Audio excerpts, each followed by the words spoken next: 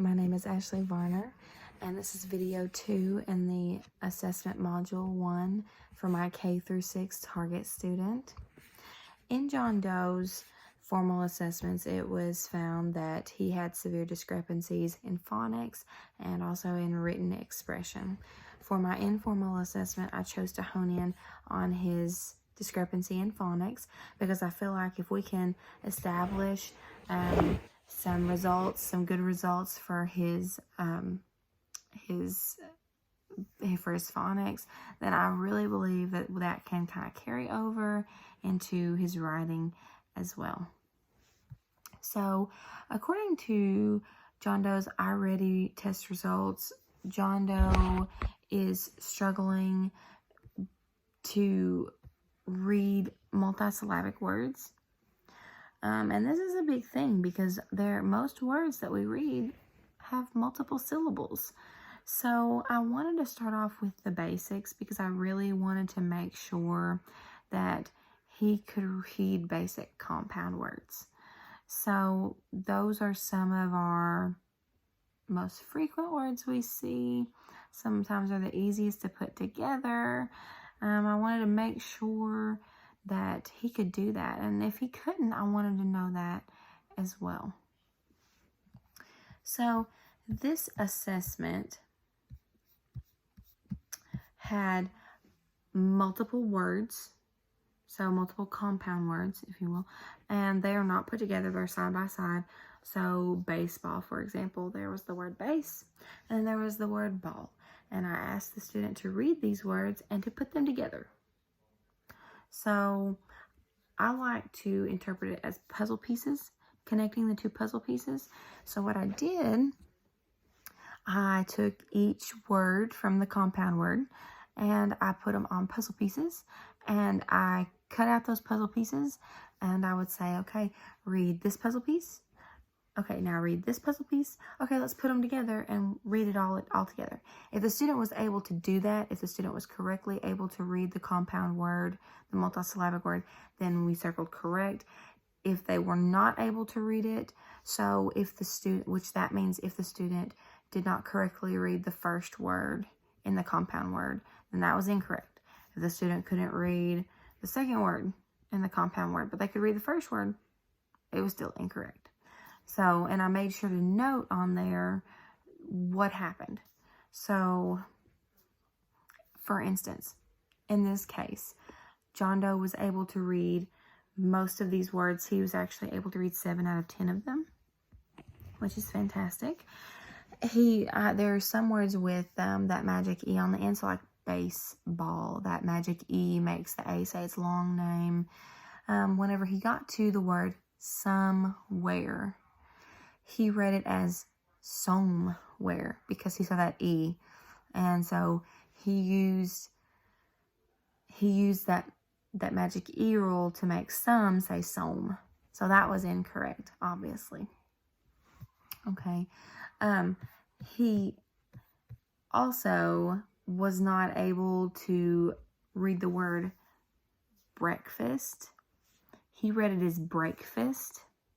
So he went and he took the word, that compound word, and whenever I showed him the puzzle piece, he said break. I said, okay. So then I had him read the other puzzle piece, and it was fast. And he was like, fast, break fast. And we kept going through that one. We actually had to do that one several times because he kept saying, this is break and this is fast, it's break fast. And I said, well, think of it as what you do in the mornings. And I was trying to, which I was going to mark it incorrect anyway, but I really wanted him to realize what word we were trying to say, that it was breakfast. So it took us a little bit. And then I had to discuss with him. He said, but break means to like break something. And then we had to go into the whole homophones of, well, break spelled like this means like to break it, or break spelled like brake means to like step on the brakes, to stop. And so we had to go into that whole discussion because he was really confused with that word. and I didn't want him to be, so we were just working together. Oh, you'll have to excuse me. It's late at night, and I have a newborn. So, all right. So with that, what I did was I set up some different activities that John Doe might be able to participate in that would really help him out. So for one thing, I wanted him to work on that magic E roll, definitely, because I noticed that was something that he desperately needed, just to make sure that he got it. So I like to, in the program that we use, you take a wooden spoon, or you could do the plastic mixing spoon, and you put a big E on it. You put like a cape around him, put a little felt hat and a little feather, and it's like we call him the magic E. So he's magical.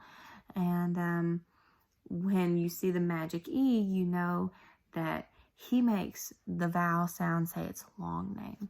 And so if I put that wooden spoon up behind the word cap, my students would know, oh, that A says its long name, so it's cape. And so the kids love that, and they love it when I let them use the magic E and let him, because I tell him the magic E never says a word. He never says a word, but he makes this other vowel say its long name. And they love being able to use that. They love thinking that it's magical as well. So, also giving the student a notebook with homophones, like a flip. So when I wrote this in my report, I didn't know if it would be interpreted the way I'm meaning it. So in the notebook, you would have a list of the homophones, and then, you'd have their definition, and you'd like glue that down on the paper on the student's writer's notebook, and then on top of it, you would only glue around the edges and put it on, and you would cut the dotted lines to where you could fold up, like it would say break and break, sun and sun. And then when you open the flap, it would say son, S-O-N, somebody's male child. And if it said sun, S-U-N, when you pulled the flap up, it would say the sun in the sky. I would give an example of it. And so having the student review those frequently, I really felt like that would help him not get as confused. So that, and also his oral reading fluency really needed some help. So I suggested that, oh my, I am so sorry, that he take home every week an oral reading fluency passage. So this would be the responsibility of the teacher. So once a day, he would read the same passage 5 days to his teacher, and then every night he would take it home, and it would be mom or dad's job, grandma or grandpa, aunt or uncle, somebody, brother or sister, for him to read that same passage to. Okay, so this is going to get his oral reading fluency going. This could also be used as a comprehension tool to help with his reading comprehension. However, John Doe exhibits average reading comprehension skills. So that is definitely a plus as well. One of the things that I think I would change to my assessment, my informal assessment that I did, I felt like maybe it was too easy. I felt like maybe, I could have went a little more in depth with the reading writing aspect. Maybe I should have included a little bit of writing, have him read a couple of vocabulary words.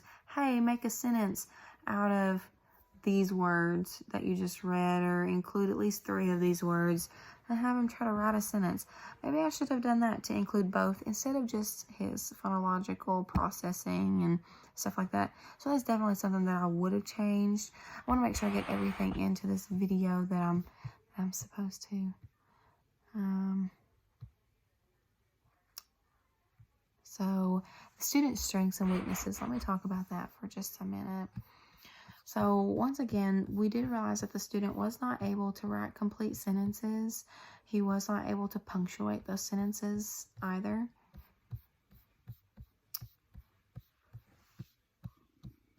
got up here. He was also not able to read words that had silent letters. So like hi, the word hi, he would say hig. I mean, he wasn't able to read the silent letters. He can blend single syllable words, which is good, but that's not where we want him to be. We want him to be decoding multi-syllable words, maybe multi-syllable unusual words that maybe are not high frequency. That's what we want him to be able to do. We want him to be able to write those paragraphs, and he can't write those paragraphs because he's still struggling to spell. He's still struggling to write single syllable words. He can't even read them yet. So we want him, that's what we want to work on. He is able to verbally tell like who, what, when, where questions. That is fantastic. He's able to, he can match spoken and written consonant digraphs. So like your TH, your SH, your CH, your WH. He can do that. And I was really proud of that. I was really happy that he could do that. I kind of thought that the word somewhere would get him, because in that where, the word where, I kind of thought he would try to sound that out. But he did great. He really did. I was really proud of that. He's also able to, recognize that long vowel sound. However, it kind of, because I went back looking and he was able to do, says he was able to do this. However, that magic E at the end really tripped him up. And so I want to make sure that that's locked in, that he does not lose that. He can also decode words like with ED at the end and ING, which was a little surprising to me because he was struggling with the multisyllabic words. So instead of saying watched, he didn't say watched. I've come across students who'll say watched. They watched something. No, it's they watched something. So he's able to do that as well. It is my hopes that this informal assessment gave us a little bit of extra insight on some different ways we can help John Doe and ways we can help him succeed in his education in the general education classroom.